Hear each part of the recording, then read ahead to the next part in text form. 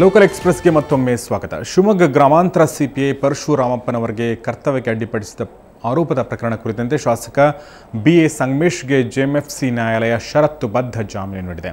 ಅಲ್ಲದೆ ಪ್ರತಿ ಸೋಮವಾರ ಸಂಬಂಧಪಟ್ಟ ಠಾಣೆಯಲ್ಲಿ ಹಾಜರಿ ಹಾಕಲು ಸೂಚನೆ ನೀಡಲಾಗಿದೆ.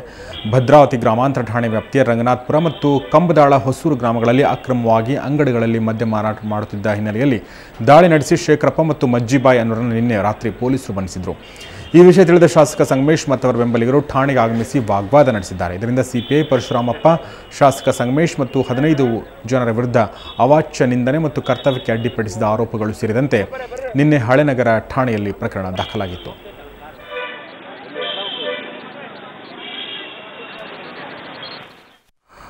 ಇನ್ನು ಈಗ ರಾಜ್ಯದಲ್ಲಿ ನಡೆದ ಹಲವು ಸುದ್ದಿಗಳು ನೋಡೋಣ ಕ್ವಿಕ್ ಲುಕ್ನಲ್ಲಿ. ನಗರಸಭೆ ಅಧಿಕಾರಿಗಳು ಮತ್ತು ಅಂಗಡಿ ಮಾಲೀಕರ ನಡುವೆ ಮಾತಿನ ಚಕಮಕಿ ನಡೆದ ಘಟನೆ ಮಡಿಕೇರಿಯಲ್ಲಿ ನಡೆದಿದೆ. ಫುಟ್ಪಾತ್ ಮೇಲೆ ವಸ್ತುಗಳನ್ನಿಟ್ಟು ಮಾರಾಟ ಮಾಡುತ್ತಿದ್ದರಿಂದ ಪಾದಚಾರಿಗಳಿಗೆ ತೊಂದರೆಯಾಗ್ತಿತ್ತು. ಇದನ್ನು ಅಧಿಕಾರಿಗಳು ವಿರೋಧಿಸಿದ್ರಿಂದ ಮಾತಿನ ಚಕಮಕಿ ನಡೆಯಿತು. ಲೋಡ್ ಶೆಡ್ಡಿಂಗ್ ಖಂಡಿಸಿ ಕಾಂಗ್ರೆಸ್ ಕಾರ್ಯಕರ್ತರು ಹುಬ್ಬಳ್ಳಿಯಲ್ಲಿ ಪ್ರತಿಭಟನೆ ನಡೆಸಿದರು. ನಗರದ ಚೆನ್ನಮ್ಮ ವೃತ್ತದಿಂದ ಪ್ರಾರಂಭವಾದ ಪ್ರತಿಭಟನಾ ರ್ಯಾಲಿಯಲ್ಲಿ ದೀಪದ ಲ್ಯಾಂಪ್ಗಳನ್ನು ಹಿಡಿದುಕೊಂಡು ಬಿಜೆಪಿ ಸರ್ಕಾರದ ವಿರುದ್ಧ ಘೋಷಣೆ ಕೂಗಿದ್ರು. ತಬೀಬ್ ಲ್ಯಾಂಡ್ನಲ್ಲಿರುವ ಕೆಇಬಿ ಕಚೇರಿಗೆ ಮುತ್ತಿಗೆ ಹಾಕಿದ ವೇಳೆ ಪೊಲೀಸರು ಮತ್ತು ಕಾರ್ಯಕರ್ತರ ನಡುವೆ ಕೆಲ ಸಮಯ ವಾಗ್ವಾದ ನಡೆಯಿತು. ರಾಯಚೂರು ಆರ್ಟಿಪಿಎಸ್ ಬಾಯ್ಲರ್ ಸ್ಫೋಟದಲ್ಲಿ ಗಾಯಗೊಂಡಿದ್ದ ಓರ್ವ ಕಾರ್ಮಿಕ ಹೈದರಾಬಾದ್ನ ಖಾಸಗಿ ಆಸ್ಪತ್ರೆಯಲ್ಲಿ ಮೃತಪಟ್ಟಿದ್ದಾನೆ. ಜಿಂದಾವಲಿ ಮೃತ ಕಾರ್ಮಿಕ. ವಿಷಯ ತಿಳಿದ ಮೃತನ ಸಂಬಂಧಿಕರು ಮೃತನ ಕುಟುಂಬಕ್ಕೆ ಉದ್ಯೋಗ ಮತ್ತು ಸೂಕ್ತ ಪರಿಹಾರ ನೀಡುವಂತೆ ಒತ್ತಾಯಿಸಿ ಶಕ್ತಿನಗರ ಆರ್ಟಿಪಿಎಸ್ ಎದುರು ಪ್ರತಿಭಟನೆ ನಡೆಸಿದರು. ಮಾಜಿ ಸಿಎಂ ಯಡಿಯೂರಪ್ಪ ಬಿಡುಗಡೆಗೆ ಪ್ರಾರ್ಥಿಸಿ ಹುಟ್ಟೂರು ಬೂಕನಕೆರೆಯಲ್ಲಿ ಕುಟುಂಬ ಸದಸ್ಯರು ಹಾಗೂ ಗ್ರಾಮಸ್ಥರು ವಿಶೇಷ ಪೂಜೆ ಸಲ್ಲಿಸಿದ್ರು. ಗ್ರಾಮದ ಗೋಗುಲಮ್ಮ ದೇವರಿಗೆ ಪೂಜೆ ಸಲ್ಲಿಸಿದ ಗ್ರಾಮಸ್ಥರು ಯಡಿಯೂರಪ್ಪ ಮನೆ ಮುಂಭಾಗದ ಬಾವಿಯಿಂದ ಸುಮಂಗಲಿಯರು ಪುಣ್ಯತೀರ್ಥವನ್ನ ಪೂರ್ಣ ಕುಂಭದೊಂದಿಗೆ ತಂದು ದೇವರಿಗೆ ಅಭಿಷೇಕ ಮಾಡಿದ್ರು. ಮಾಜಿ ಸಿಎಂ ಯಡಿಯೂರಪ್ಪ ಶೀಘ್ರ ಬಿಡುಗಡೆಗೆ ಆಗ್ರಹಿಸಿ ಗುಲ್ಬರ್ಗಾದಲ್ಲಿ ಅಭಿಮಾನಿಗಳು ವಿಶೇಷ ಪೂಜೆ ನಡೆಸಿದ್ರು. ನಗರದ ಶ್ರೀ ಶರಣಬಸವೇಶ್ವರ ದೇವಸ್ಥಾನದಲ್ಲಿ ವಿಶೇಷ ಪೂಜೆ ಸಲ್ಲಿಸಿದ ಅಭಿಮಾನಿಗಳು 101 ತೆಂಗಿನಕಾಯಿ ಒಡೆದು ಯಡಿಯೂರಪ್ಪ ಬಿಡುಗಡೆಗೆ ಪ್ರಾರ್ಥಿಸಿದ್ರು. ಕಾರವಾರದ ಗುರುಭವನದಲ್ಲಿ ರಾಷ್ಟ್ರೀಯ ಏಕಾತ್ಮತಾ ದಿನಾಚರಣೆ ಅಂಗವಾಗಿ ಸುಮಾರು 500 ಡಿಜಿಟಲ್ ಬ್ಯಾನರ್ಗಳ ಮೂಲಕ ಛಾಯಾಚಿತ್ರಗಳ ಪ್ರದರ್ಶನ ನಡೆಯಿತು. ಅಖಂಡ ಭಾರತ ದರ್ಶನ ಕಾರ್ಯಕ್ರಮಕ್ಕೆ ರಾಮಕೃಷ್ಣ ಆಶ್ರಮದ ಭಾವೇಶಾನಂದ ಸ್ವಾಮೀಜಿ ಚಾಲನೆ ನೀಡಿದ್ರು.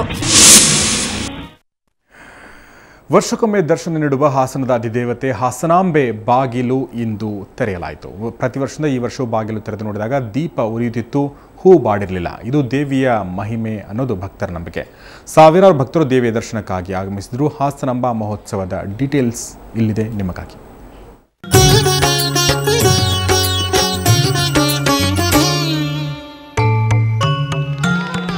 ಹಾಸನದ ನಗರ ದೇವತೆ ಹಾಸನಾಂಬ ದೇಗುಲದಲ್ಲಿ ಇವತ್ತು ಜನವೋ ಜನ. ಯಾಕಂದ್ರೆ ಪ್ರತಿ ವರ್ಷ ಈ ದೇವಾಲಯದಲ್ಲೊಂದು ಅಚ್ಚರಿ ನಡೆಯುತ್ತೆ.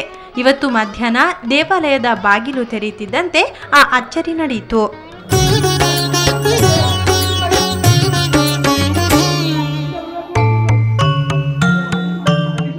ಈ ದೇಗುಲದ ವೈಶಿಷ್ಟ್ಯತೆ ಅಂದ್ರೆ ಬಾಗಿಲು ತೆರೆಯೋದು ವರ್ಷಕ್ಕೊಮ್ಮೆ. ಬಾಗಿಲು ಮುಚ್ಚೋ ವೇಳೆ ಹಚ್ಚಿಟ್ಟ ದೀಪ, ಇಟ್ಟ ಎಡೆ ಮತ್ತು ಮುಡಿಸಿದ ಹೂ ಹಾಗೆ ಇರುತ್ತೆ. ಇಂದು ಬಾಗಿಲು ತೆರೆದಾಗ್ಲೂ ಹಚ್ಚಿಟ್ಟ ದೀಪ ಉರಿತಿತ್ತು. ಹೂವು ತಾಜಾ ಸ್ಥಿತಿಯಲ್ಲಿತ್ತು ಅಂತ ಜಿಲ್ಲಾಧಿಕಾರಿ ವಿವರಿಸಿದ್ರು. 2 ದೀಪಗಳು ಉರಿತಾ ಇತ್ತು ದೇವರ ಮುಂದೆ. ಮತ್ತೆ ಹೂ ಏನಿದೆ ಅದು ಹಾಕಿದ್ದು ಇನ್ನು ಹೊಸದಾಗಿ ಹಾಕಿದ ರೀತಿ ಫ್ರೆಶ್ ಆಗಿ ಅದೇ ರೀತಿ ಇತ್ತು. ಮತ್ತು 3ನೇದು ಒಂದು ಕರಿಮಣಿದು ಹಾರ ಇದೆ ದೇವರಿಗೆ. ಅದು ಕೂಡ ಸ್ಪಷ್ಟವಾಗಿ ಯಾವ ರೀತಿ ಲಾಸ್ಟ್ ವರ್ಷ ಹಾಕಿದ್ರು ಅದೇ ರೀತಿ ದೇವಿ ಮೇಲೆ ಇತ್ತು. ದೇವಿಯ ದರ್ಶನಕ್ಕೆ ಭಕ್ತರು ತುದಿಗಾಲಲ್ಲಿ ನಿಂತಿದ್ರು. ಕಿಲೋಮೀಟರ್ ಗಟ್ಟಲೆ ಇದ್ದ ಸರತಿ ಸಾಲಿನಲ್ಲಿ ನಿಂತಿದ್ದ ಭಕ್ತರು ಸಮಾಧಾನವಾಗಿ ದೇವಿಯ ದರ್ಶನ ಪಡೆದ್ರು. ಬೆಂಗಳೂರು ಸೇರಿದಂತೆ ದೂರಗಳಿಂದ ಭಕ್ತರು ಆಗಮಿಸಿ ದೇವಿಯ ಆಶೀರ್ವಾದ ಪಡೆದ್ರು. ವರ್ಷಕ್ಕೊಂದ್ಸಲಿ ಓಪನ್ ಆದಾಗ ನಾವು ಬೆಂಗಳೂರಿಂದ ಬಂದಿದ್ದೀವಿ. ಈ ದೇವತೆ ಮೇಲೆ ಬಹಳ ನಂಬಿಕೆ ಇದೆ. ಸೊ ಎಲ್ಲರಿಗೂ ಭಗವಂತ ಒಳ್ಳೇದು ಮಾಡಲಿ ಅಂತ ಕೇಳ್ಕೊಳ್ತೀವಿ. ಒಟ್ನಲ್ಲಿ ಹಾಸನಾಂಬ ದೇವಿಯ ಮಹಿಮೆಯ ಬಗ್ಗೆ ಜನರಲ್ಲಿ ಸಾಕಷ್ಟು ನಂಬಿಕೆ ಇದೆ. ಹೀಗಾಗಿ ಕೇವಲ 9 ದಿನಗಳ ಕಾಲ ದರ್ಶನ ಭಾಗ್ಯ ಕಲ್ಪಿಸೋದ್ರಿಂದ ಭಕ್ತರು ನಾ ಮುಂದು ತಾ ಮುಂದು ಅಂತ ದೇವಿಯ ದರ್ಶನಕ್ಕೆ ಉತ್ಸುಕರಾಗಿದ್ದಾರೆ. ಕೆಎಂ ಹರೀಶ್, ಸುವರ್ಣ ನ್ಯೂಸ್ 24/7 ಹಾಸನ.